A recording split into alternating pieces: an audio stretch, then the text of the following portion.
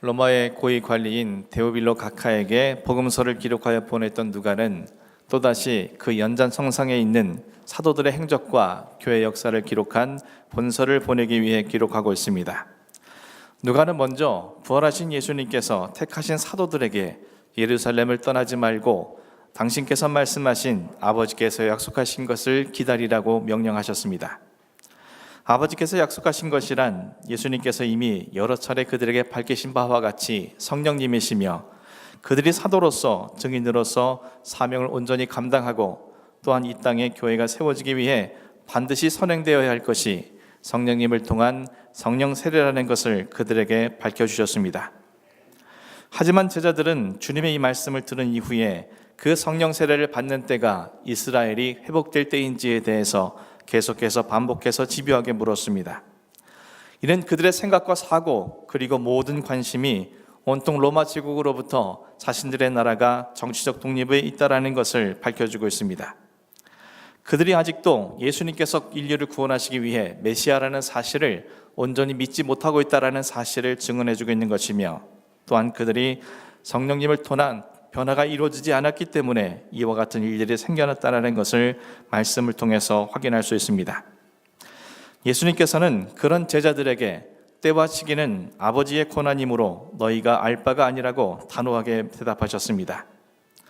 모든 역사의 때와 시기는 오직 창조주이신 하나님의 절대 주권에 달려 있으므로 그것을 아는 것은 그들의 것이 아니기 때문이라고 주님께서 말씀하신 것입니다.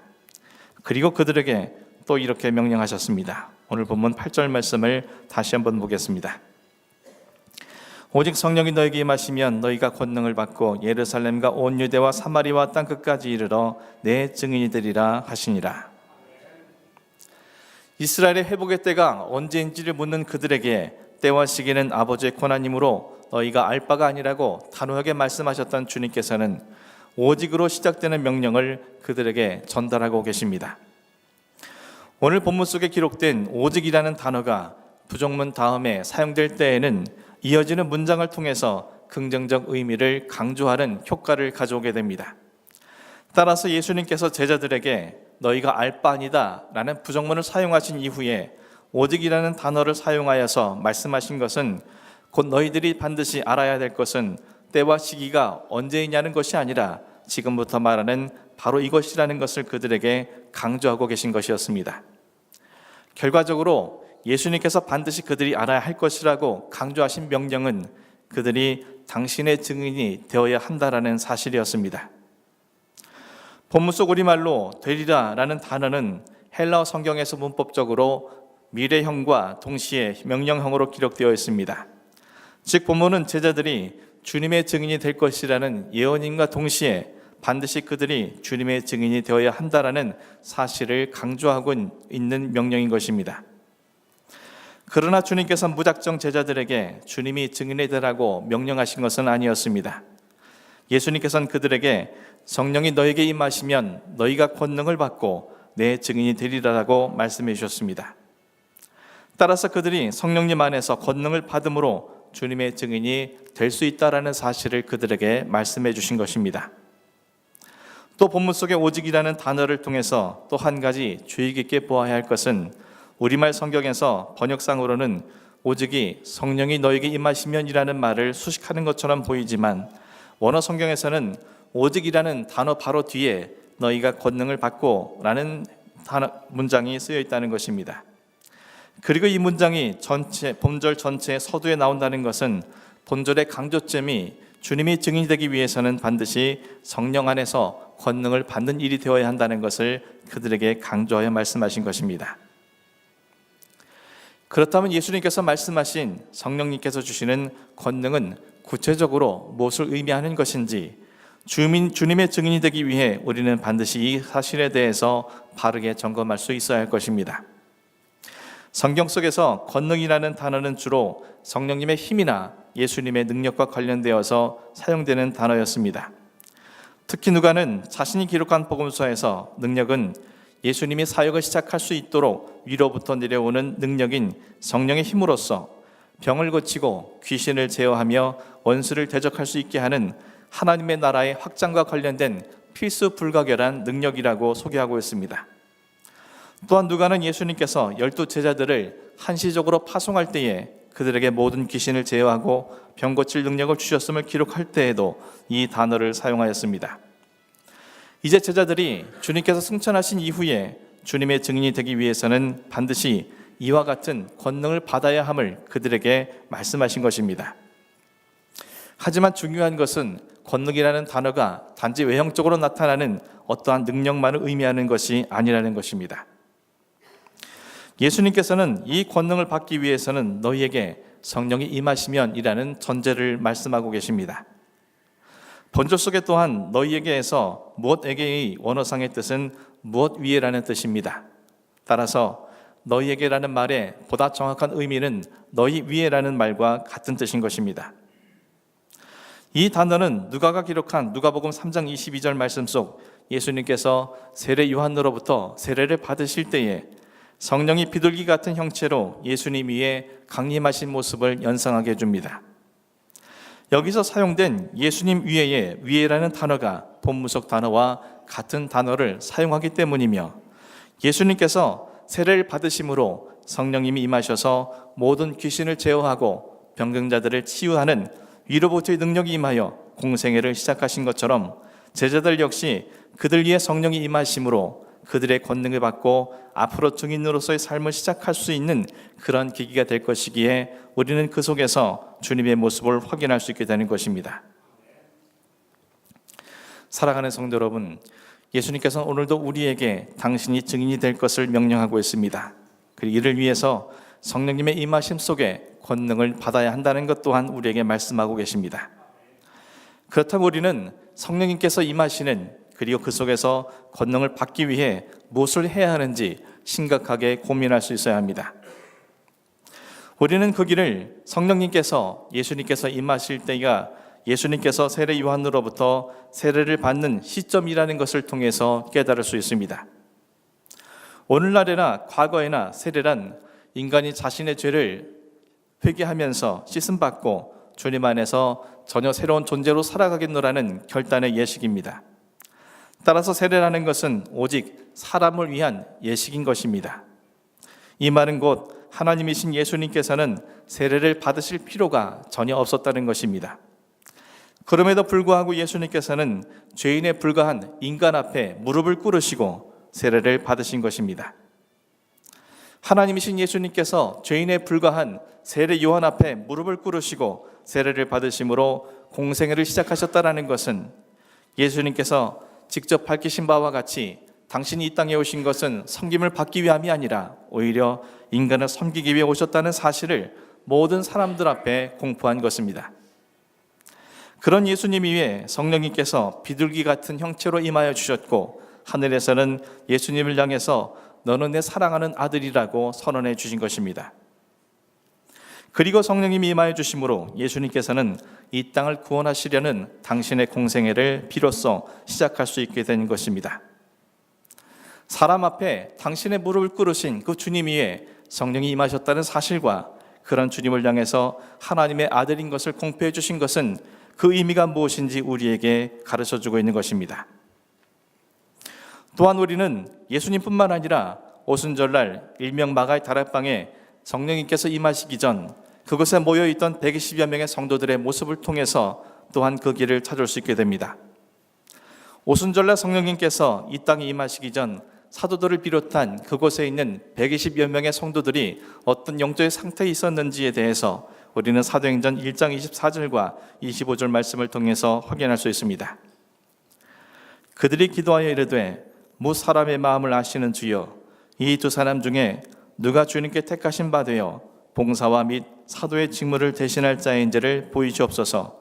유다는 이 직무를 버리고 제 것으로 갔나이다 하고, 예수님께서 명하신 바대로 사도들과 120여 명의 성도들은 마가의 다락방에 모여서 마음을 같이하여 오로지 기도에 힘쓰며 성령님을 기다렸습니다. 그런데 사도 베드로는 가룟 유다의 배신과 주급으로 인해 결혼된 사도를 선출하기 위해 성도들에게 보선될 사도의 자격이 무엇인지에 대해서 밝히고 있습니다. 그 이후에 그들은 한 마음으로 함께 사도 선출을 위해 기도했습니다. 그런데 그들의 기도를 통해서 우리는 그들이 생각하고 있는 사도로서의 사명이 무엇인지 우리는 살펴볼 수 있습니다. 오늘 본문 속에 직무란 헬라어 원어로 장소를 가리키는 곳이다 라는 뜻을 갖고 있습니다. 따라서 봉사와 및 사도의 직무가 무엇인지 원어에 보다 충실하게 번역을 한다면 사도의 사명이란 끊임없이 봉사의 자리를 향하는 삶을 의미하는 것임을 알 수 있습니다. 그리고 우리가 이미 아는 바와 같이 봉사의 자리라는 것은 언제나 타인보다 낮은 자리인 것을 의미하기에 사도라는 것은 남에게 봉사하기 위해 언제나 낮은 자리를 향해서 나아가는 삶이어야 한다는 것을 깨달을 수 있게 되는 것입니다. 이것이 사도로서의 사명인 것을 올바르게 깨닫고 있는 베드로를 비롯한 사도들, 그리고 그러한 사도를 선출하기 위해 기도하는 공동체라면 그들이 어떤 영적 상태에 있는지에 대해서 우리는 충분히 짐작할 수 있습니다. 이처럼 봉사의 자리를 향하려는 그들의 낮아진 각심령 위에 하늘로부터 성령님께서 강하게 임하여 주셨습니다. 그리고 성령님의 임하심 속에 권능을 얻게 된 사도들과 성도들은 이후 자신들에게 주어진 증인으로서의 사명을 온전히 감당할 수 있게 되었음을 성경은 우리에게 밝혀주고 있습니다. 뿐만 아니라 성령님의 권능을 받은 사도들을 통해 처음으로 병고침의 역사가 일어난 대상이 다름 아닌 날 때부터 걷지 못하는 추하고 더러운 거린이었다라는 사실은 그들이 불과 얼마 전까지만 하더라도 부활의 주님을 만나고서도 이스라엘의 회복의 때를 묻는 탐욕과 욕망을 쫓는 모습과는 달리 얼마나 낮아진 것을 향해 봉사의 삶을 살아가려고 끊임없이 노력하고 있는지를 충분히 확인할 수 있게 합니다. 그런 그들을 통해서 그 한 사람의 치유되어지고 구원의 은혜를 누리게 된 것은 당연한 결과라는 것을 우리는 알 수 있습니다. 또한 초대교회 성도들이 자신들이 가진 것을 팔아서 가난하고 어려운 자들을 찾아가 나누어주는 삶을 통해서 이 땅의 생명의 역사가 이루는 증인된 삶이 무엇인지를 우리에게 또한 교훈해주고 있는 것입니다. 사랑하는 성도 여러분, 우리는 늘 교회에서 주님이 증인이 되어야 한다는 사실을 들어왔습니다. 그리고 우리 스스로도 주님이 증인이라고 자처하며 살아왔습니다. 그렇다면 우리는 정말 주님의 증인인 것입니까? 바꾸어 말한다면 우리는 정말 반드시 받아야 할 성령의 임하심 속에서 얻게 되는 권능을 받은 사람들입니까? 정말 우리는 하나님이신 예수님께서 인류를 섬기시기 위해 죄인 앞에 친히 무릎을 꿇으신 것처럼 다른 사람을 섬기기 위해 그 앞에 우리의 무릎을 꿇어본 적이 있습니까? 정말 우리는 사도들이 인식하고 있는 바와 같이 증인으로서 우리의 사명이 늘 봉사의 자리를 향하여 낮은 곳으로 나아가는 것임을 깊이 인식하고 있습니까? 정말 우리는 그 낮은 곳, 성전 미문 앞에 앉아 있을지라도 그 누구도 거들떠보지 않는 단 한 번도 걸은 적 없는 냄새나고 추한 거린과 같은 사람들에게 우리의 시선을 주고 내 손을 내밀어 본 적이 있습니까? 그리고 그런 우리를 통해서 역사하시는 성령님의 능력을 경험한 적이 있습니까? 왜 우리가 오랜 시간 신앙생활하고도 아직도 성령님의 임하심 속에 사도들과 초대교회 성도들과 같은 권능을 얻지 못하고 있는 것입니까? 우리가 서 있는 곳이, 우리가 가려고 하는 곳이, 그리고 우리가 만나는 사람들이 너무 높은 곳이기 때문이 아니겠습니까? 사랑하는 성도 여러분, 주님의 증인이 되기 위해서 성령님의 임하심 속에 권능을 받는다는 것은 주님으로부터 놀라운 능력을 받아 행함으로 다른 사람들에게 주목을 받고 유익을 누리며 영적으로 누군가 위에 군림하는 것이 아니라 예수님처럼, 사도들처럼, 초대교회 성도들처럼 내게 맡겨주신 영혼들을 섬기기 위해 내게 주신 능력으로 그들 앞에 무릎을 꿇고 봉사의 자리를 향해 날마다 나아가며 그곳에서 나의 시선과 나의 손길을 내밀어 그들을 섬김으로 이루어진다라는 사실을 우리는 온전히 깨달아야만 할 것입니다. 사도 바울은 이렇게 증언했습니다. 사람의 방언과 천사의 말을 한다 할지라도 예언의 능력이 있어 모든 비밀과 모든 지식을 말하고 또 산을 옮길 만한 믿음이 있다 할지라도 사랑이 없으면 아무것도 아니라고 말했습니다. 그리고 사랑이란 오래 참고 온유하며 시기하지 아니하며 자랑하지 아니하며 교만하지 아니하며 무례히 행하지 아니하며 자기의 유익을 구하지 아니하며 성내지 아니하며 악한 것을 생각하지 아니하며 불의를 기뻐하지 아니하며 진리와 함께 기뻐하고 모든 것을 참으며 모든 것을 믿으며 모든 것을 바라며 모든 것을 견디는 것이라고 증언하고 있습니다. 그와 같은 사랑을 소유한 자, 그러한 자에게 방언과 천사의 말, 예언의 능력과 모든 비밀과 지식을 말하는 것, 산을 옮길 만한 믿음은 비로소 아름다운 생명 열매를 맺는 주님의 증인으로서의 사명을 온전히 이룰 수 있게 된다는 사실을 말씀을 통해서 우리는 깨닫게 됩니다. 사랑하는 성도 여러분, 성령의 임하심과 그를 통한 성령의 권능이 여러분의 심령 속에 임할 수 있기를 간절히 소원합니다. 이를 위해서 섬기기 위해 무릎 꿇는 자에게 임하시는 성령님의 역사와 봉사의 자리로 낮은 자리를 인도하시는 그 주님의 뜻에 순종하며 그런 자에게 임하시는 권능으로 이 땅을 새롭게 일궈가는 주님의 증인으로서 살아갈 수 있는 그런 여러분의 심령과 삶이 될 수 있기를 주님의 이름으로 간절히 축원합니다. 기도하겠습니다.